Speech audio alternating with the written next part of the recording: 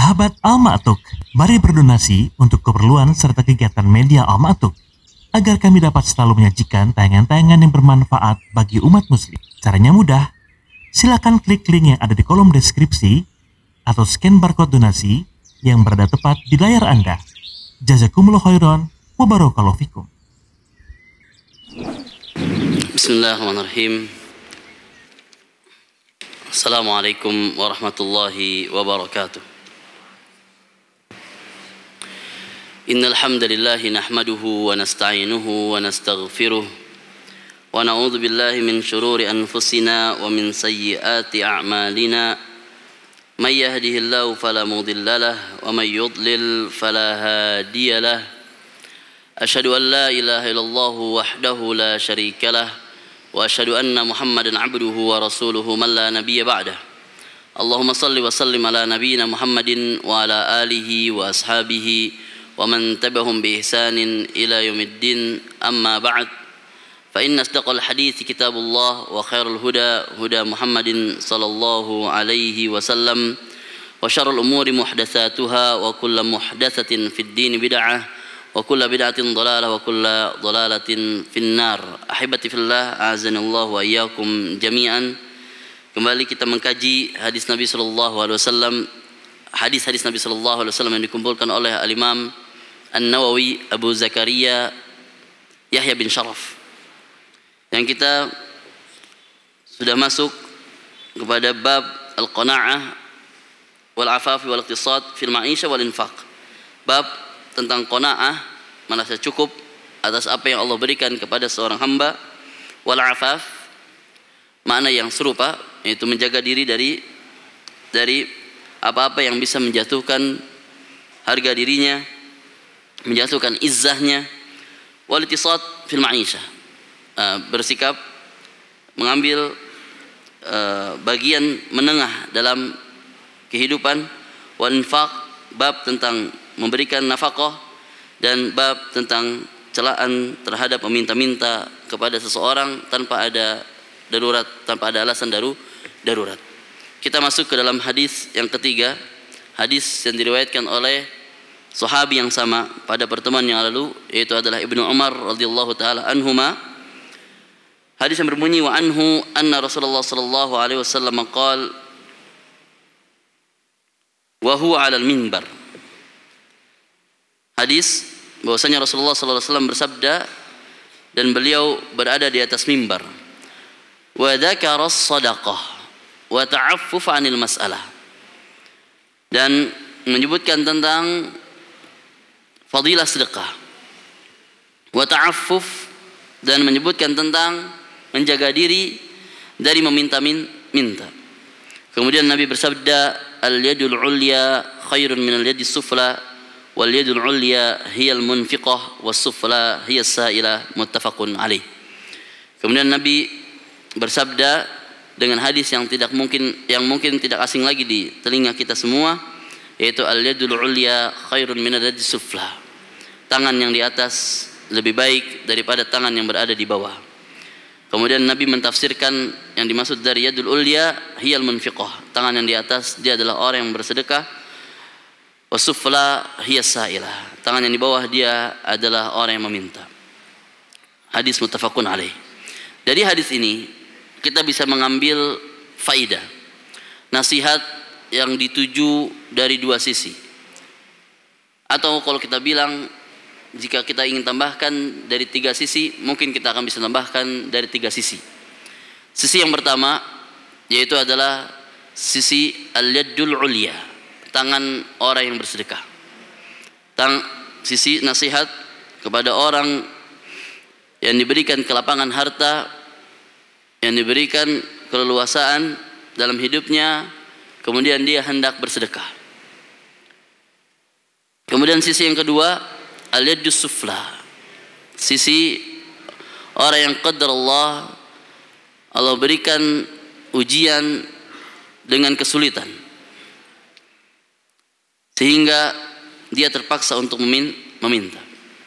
Jikalau kita ingin berikan nasihat yang ketiga, maka kita berikan sisi ketiga, yaitu dia adalah orang yang tidak sadar bahwasanya dia telah diberikan kelapangan terhadap kenikmatan yang Allah turunkan kepadanya, akan tapi dia enggan bersedekah.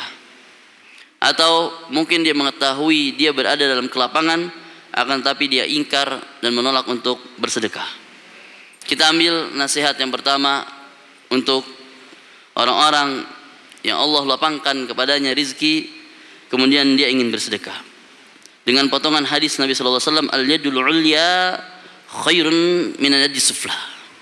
Tangan di atas lebih baik. Yang diharapkan dari seorang yang bersedekah adalah kebaikan. Jangan sampai karena kesalahan yang dia lakukan, kebaikan itu hilang untuknya. Jangan sampai karena hilangnya keikhlasan, kebaikan tidak sampai kepadanya. Jangan sampai karena salahnya eksekusi membuat kebaikan itu luntur dan hilang sehingga dia tidak dapatkan kebaikan dari apa yang diinfakkan. Maka nasihat yang terpenting bagi seseorang yang dia sadar atas kelapangan yang Allah berikan kepadanya, kemudian dia hendak bersedekah, yang pertama yaitu adalah ikhlas. Ikhlas mengharapkan wajah Allah Subhanahu wa taala dari sedekah yang ia keluarkan.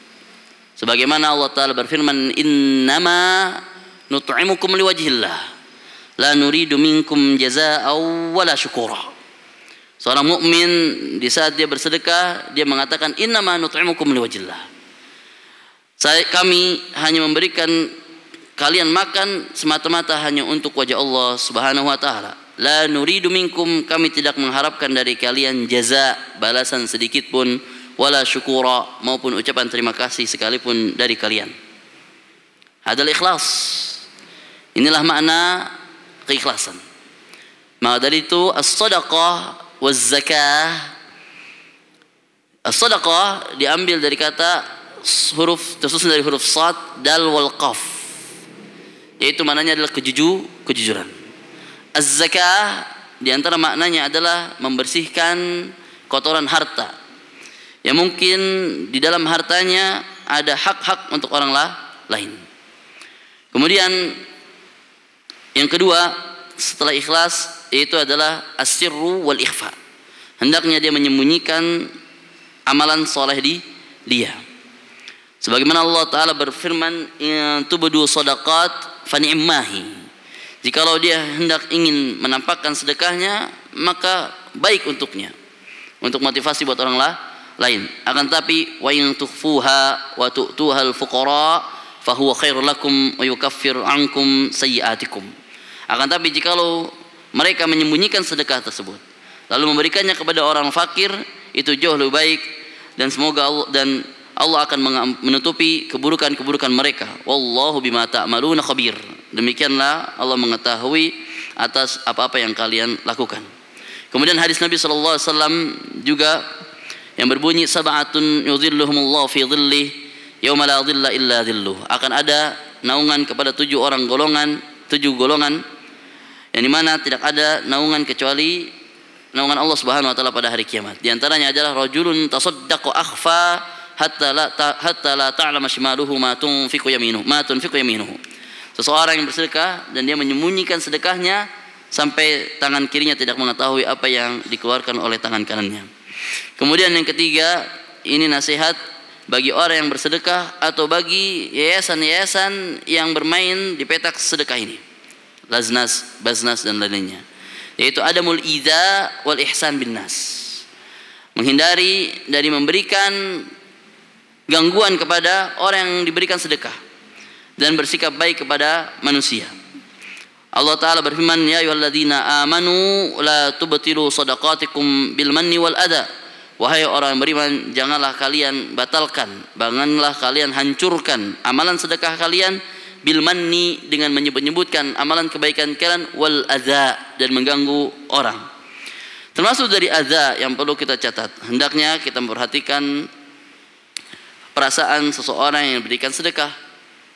Jangan sampai niat tulus kita karena eksekusi yang salah membuat keutamaan itu atau membuat fadilah atau kebaikan itu berbalik arah menjadi keburukan buat kita, yang hasilnya yang tadinya bernilai pahala justru menjadi bernilai maksiat karena azza yang diberikan kepada orang yang bersedekah. Maka ketika seseorang yang ingin mengambil video atau mengambil dokumentasi kepada orang lain, upayakan jangan sampai menyakiti hati orang yang disedekahkan. Mereka adalah orang-orang yang memiliki harga diri. Mereka adalah orang-orang yang berusaha untuk menjaga izzah mereka untuk tidak meminta, tapi karena sikap kita yang tidak baik membuat mereka terganggu. Nah, ini poin yang perlu. Jikalau memang terpaksa, maka tolong dihilangkan identitas mereka dengan menutup wajahnya atau memohon izin kepada mereka, atau kalau memang sekiranya memang itu tidak diperlukan oleh para donatur, maka tidak perlu kita ambil gambarnya. Intinya jangan sampai kita bersikap takalluf, membebani diri kita. Andaikan kita memang tidak bisa menerima mengemban amanah ini, maka la yukallifullahu nafsan illa wus'aha. Allah tidak membebani hambanya kecuali dia mampu. Maka janganlah memaksakan kehendak. Kemudian poin yang keempat yang perlu diketahui agar kebaikan itu bisa didapatkan oleh seorang yang bersedekah, hendaknya dia menyadari bahwasanya sedekah ini bukan orang yang miskin yang membutuhkannya, melainkan justru kitalah yang membutuhkannya sebagai orang yang bersedekah. Jangan pernah berharap, jangan pernah berpikir kita sebagai pahlawan kesiangan. Kalau bukan kita, siapa lagi? Enggak. Allah akan berikan, Allah akan kirimkan tentara-tentaranya untuk menolong orang-orang fakir ini, meskipun bukan dari jalur tangan kita. Melainkan kita mengambil kesempatan ini. Jikalau Allah telah memberikan keutamaan kepada kita, kita ambil kesempatan ini sebaik mungkin, karena kita butuh dengan sedekah ini. Tujuannya untuk menyelamatkan kita dari hari siksaan hari kiamat kelak. Sebagaimana hadis Nabi sallallahu alaihi wasallam, "Man nafasa an mu'minin kurbatan min kurabi dunya, nafasallahu anhu kurbatan min kurabi yaumil qiyamah. Wa man yassara 'ala mu'sirin yassarallahu fid dunya wal akhirah. Wa man satara musliman satarahu Allah fid dunya wal akhirah. Wallahu fi 'auni al-'abdi ma kana al-'abdu fi 'auni akhihi." Barang siapa yang membantu seorang mukmin dari himpitan dunia, maka Allah akan bantunya dia dari himpitan-himpitan di hari kiamat kelak. Barang siapa yang Allah memudahkan bagi orang yang kesulitan, maka Allah mudahkan dia dunia dan akhirat. Barang siapa yang menutupi aib seorang muslim, maka Allah tutupi aib-aibnya di akhirat kelak. Barang Allahu fi auni abdi, Allah akan senantiasa berada menolong kepada seorang hamba selama seorang hamba tersebut masih senantiasa menolong saudaranya. Ini nasihat bagi orang-orang yang ingin bersedekah. Kemudian nasihat kepada orang-orang yang menahan sedekah, merasa dirinya masih dalam keadaan kesulitan, atau dia menyadari dirinya dalam keadaan kelapangan cuma enggan untuk bersedekah. Maka jalur yang perlu kita tempuh yaitu jalur targhib wa tarhib. Sebagaimana Rasulullah SAW diutus tujuannya untuk basyirau wa nadhira, memberikan kabar gembira dan berikan ancaman. Inna arsalnaka bil haqqi basyirau wa nadhira wa ma arsalnaka illa mubasyirau wa nadhira. Dari sisi at-targhib, memberikan rasa cinta untuk bersedekah. Allah Ta'ala berfirman, "Innal musaddiqina wal musaddiqati wa aqradullaha qardan hasanan yudha'afu lahum wa lahum ajrun karim." Barang siapa yang bersedekah dari golongan lelaki maupun dari golongan wanita dan memberikan hutang dengan cara yang baik, maka Allah berikan dia pahala yang mulia. Wa in tasaddaqu khairul lakum, hendaklah kalian bersedekah jauh lebih baik untuk kalian. Wa may yuqqa shuha nafsuhu fa ulaika humul muflihun. Barang siapa yang bertakwa dari syuh, berbuat bakhil pada dirinya sendiri, maka sesungguhnya mereka adalah orang-orang yang beruntung. Kemudian dari jalur tarhib, memberikan rasa takut bahwasannya harta adalah bagian dari fitnah, sebagaimana hadis Umar bin Khattab radhiyallahu taala yang bertanya kepada Hudzaifah bin Yaman tentang masalah fitnah yang merasuki sebuah kaum.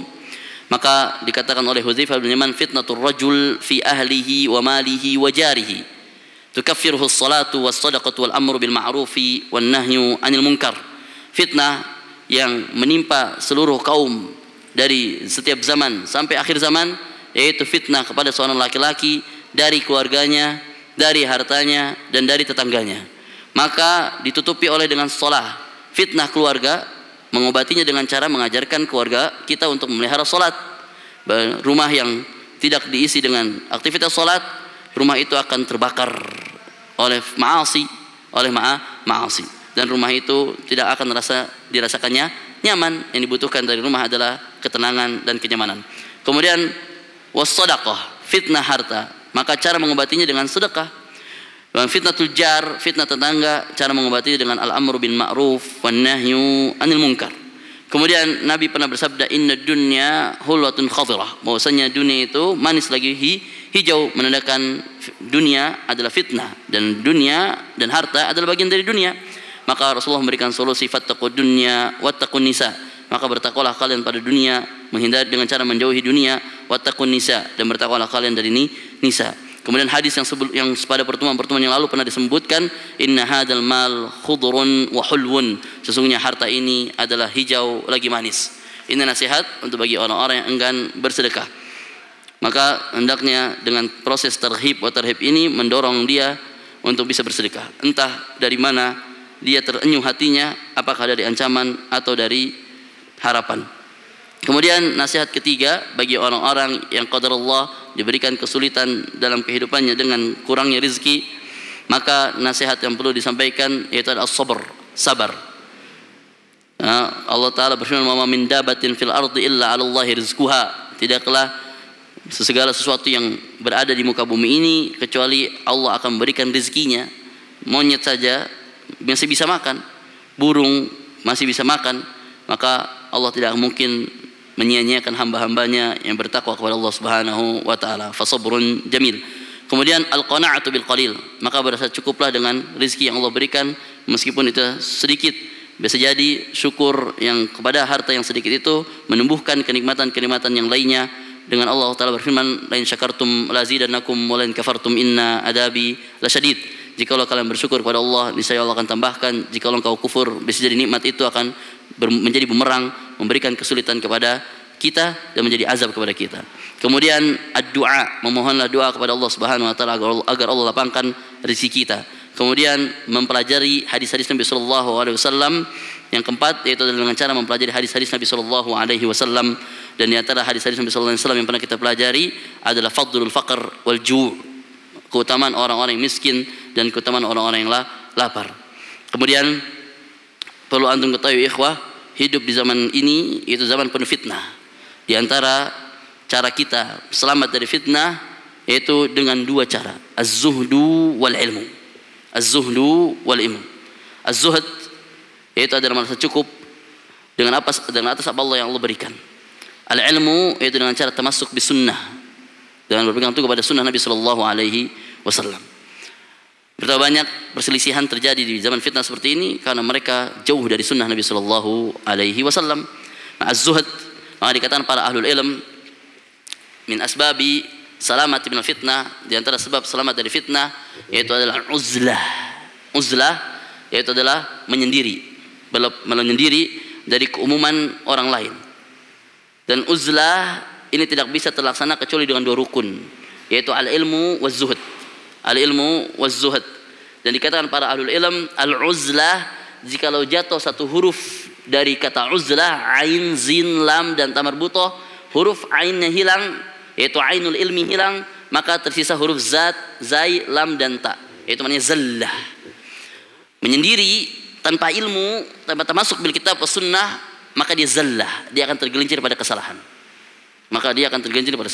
Kemudian al-uzlah, jikalau hilang huruf zainuz zuhd, jatuh padanya zainuz zuhd, maka tersisa huruf ain, lam dan ta, il-allah. Allah maknanya sakit. Jadi al-uzlah jikalau tidak dibangun dengan zuhd, maka dia akan sakit jiwanya. Dia berusaha untuk meninggalkan keramaian, meninggalkan fitnah, tapi dia tidak bersama zuhud, maka dia akan sakit, tetap hasad, tetap iri, tetap subhanallah azim. Maka al-uzlah itu bisa dilaksanakan kecuali dengan rukun. Al-ilmu termasuk bil kitab was sunnah, waz zuhd izhad fid dunya yuhibbukallah wa izhad fil ma indan nas yuhibbukan nas. Sebagian para ahli ilmu mendhaifkannya, meskipun sebagian kalau kita lihat dari jadi turuk, maka naik derajat menjadi hasan. Berzuhudlah, merasa zuhudlah dari siapa Allah yang berikan, maka Allah akan cinta padanya, dan merasa zuhudlah dari dunia, dari apa yang dari manusia, maka manusia akan mencintainya. Maka ini yang perlu kita pelajari. Semoga manfaat. Allah taala alam bisawab. Subhanakallahumma bihamdik Asyhadu an la ilaha illa anta astaghfiruka wa atubu ilaik. Wassalamualaikum warahmatullahi wabarakatuh. Sahabat Al-Ma'tuk, mari berdonasi untuk keperluan serta kegiatan media Al-Ma'tuk agar kami dapat selalu menyajikan tayangan-tayangan yang bermanfaat bagi umat muslim. Caranya mudah, silakan klik link yang ada di kolom deskripsi atau scan barcode donasi yang berada tepat di layar Anda. Jazakumullah khairan wa barakallahu fikum.